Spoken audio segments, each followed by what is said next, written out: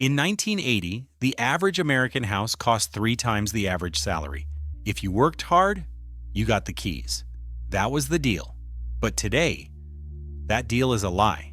In 2025, the average house costs nearly 7 times the average salary. The math is broken. And because the math is broken, something inside you broke too. Look at your bank account. You aren't saving for a down payment anymore, are you? No, you're buying the $7 oat milk latte. You're booking the flight to Tokyo. You're buying the VR headset. Media outlets call this doom spending. They say you're irresponsible. They say you're bad with money. I say they are wrong. You aren't spending because you're stupid. You're spending because you're smart. You did the math, and you realized the game is rigged. But here's the part nobody tells you. Here is the trap. When you gave up on the house, you didn't escape the system. You just walked right into the slaughterhouse. Let me show you how. This phenomenon has a name. It's called financial nihilism. It starts with a feeling of vertigo. You look at the price of assets, houses, stocks, gold, and they are flying away from you. They are compounding at 7, 8, 10% a year. But your wages? Your wages are crawling, so you reach a logical conclusion. Delayed gratification is a scam. Why save for a future that is mathematically impossible to afford? If you save $500 a month, it will take you 17 years just to get the down payment for a starter home in a city you actually want to live in. 17 years. So you stop. You take that $500 and you spend it now. You buy little treats. A nice dinner, a skincare routine, a subscription service. Economists are puzzled. They look at the data and say, consumer spending is resilient, the economy is strong. The economy isn't strong. The economy is hopeless. They ignore the bifurcation. Have you noticed the pattern? Things that distract you, TVs, fast fashion, digital subscriptions, are getting cheaper. But things that secure you, land, education, healthcare, are skyrocketing. It is the barbell economy. They made the Matrix cheap, so you wouldn't notice that you can no longer afford reality.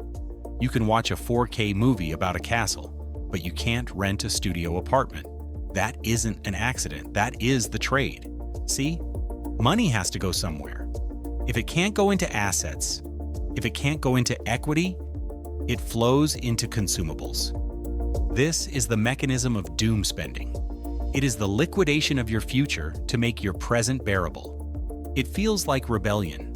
It feels like you are looking at the housing market and saying, screw you, I'll enjoy my life instead. But you aren't rebelling.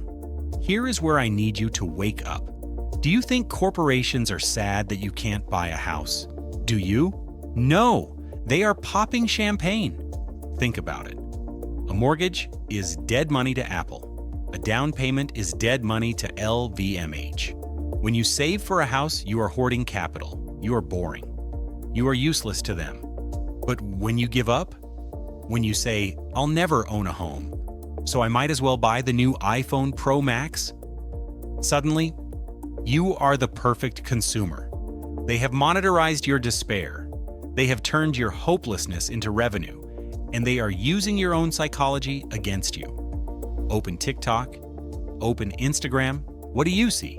Girl math, little treat culture, restocking videos. We are literally training each other to be poor. The algorithm pushes consumption because consumption drives engagement. It is a feedback loop.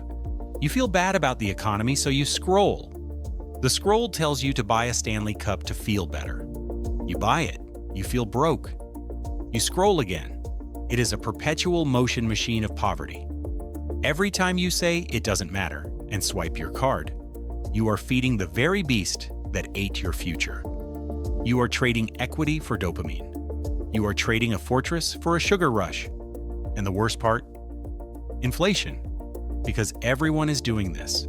Because everyone is doom spending at the same time. The price of everything else goes up. Hotels, restaurants, concert tickets. You can't afford the house. And now, you are starting to not afford the distractions either. You are trapped in a cycle of high-velocity consumption. just to feel okay. This isn't a lifestyle choice. This is an addiction to coping, and the dealer is the Federal Reserve. So, what do? The boomers will tell you to stop buying avocado toast. That is advice for a world that no longer exists. Ignore them. But the nihilists will tell you to burn it all and have fun. That is advice for a victim. Ignore them too. You need a third option. You need to build a fortress. If you cannot buy a house, you must not default to buying garbage. The reframe is this: you must decouple your self-worth from ownership and decouple your happiness from consumption. If the housing market is closed to you, you do not throw your capital away. You hoard it. You become a dragon. You put that money into liquid assets, S&P 500, Bitcoin, high-yield accounts, anything that isn't a consumer good. You aren't saving for a house anymore. You are saving for freedom. Let me define freedom for you. It isn't a yacht. It isn't retiring at 30. Real wealth is the ability to sit in a meeting, look at a bad deal, and walk away because you don't need the paycheck that month. That is FU money. That specific type of optionality is worth more than any designer bag or luxury vacation. That is the only luxury that actually matters because it buys you out of the system. You are saving so that when your boss screams at you, you have 2 years of expenses in the bank and you can say goodbye. You are saving so that when the system breaks again, and it will, you aren't desperate. This is the only rebellion that matters. Refusing to be a consumer. Refusing to be a victim. It is boring. It is not sexy.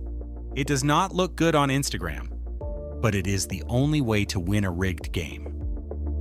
You stop playing their game, and you start playing your own. The system relies on you being tired. It relies on you needing a pick-me-up. It relies on you doing the treat math to justify the purchase. They are counting on your nihilism. They have priced it in.